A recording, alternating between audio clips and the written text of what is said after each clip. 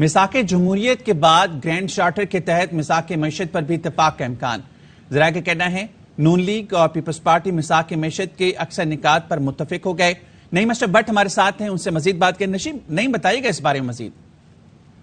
جی بالکل، جو 2-3 دن سے بڑی اہم ملاقاتیں ہو رہی تھی نواز شریف، آصف زرداری، مریم نواز اور بلاول بھٹو کے درمیان، اس میں آخری رول یہ کرکس اس کا یہ ہے کہ جو جس طرح میثاق جمہوریت ہوا تھا اسی طرح اب گرینڈ چارٹر کے تحت میثاق معیشت جو ہے اس کے کافی جو 90% نکات ہیں اس پر اتفاق ہو گیا ہے۔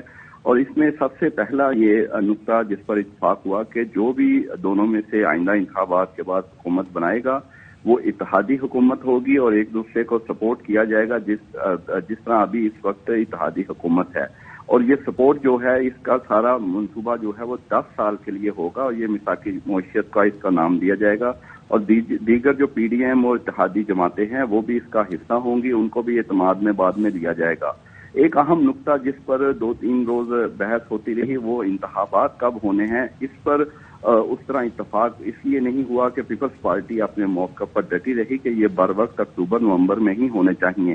مسلم لیگ نون میں تقسیم ہے اس رائے پر، تو پھر معاملہ اس پر یہ ہوا طے کہ جو بھی الیکشن کمیشن جو نگراں حکومت طے کرے گی جو یہ بات ان پر چھوڑ دیا جائے، جب بھی وہ انتخابات کروائیں گے ہم حصہ لیں گے۔ یعنی یہ اب جو انتخابات کا معاملہ ہے یہ الیکشن کمیشن اور آئندہ کی جو نگران حکومت ہوگی اس پر چھوڑ دیا گیا ہے۔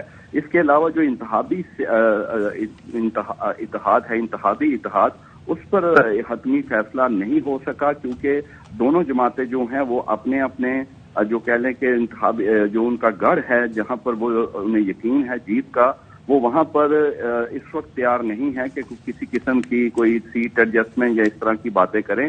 لیکن اس پر یہ ہوا ہے کہ آئندہ بھی اس پر میٹنگ ہوں گی اور اگر کسی مقامی حالات کے مطابق کسی حلقے میں ایسی کوئی بات ہوئی تو مل کر بھی انتخاب لڑا جا سکتا ہے، لیکن اس پر فی الحال حتمی اتفاق اور فیصلہ نہیں ہوا۔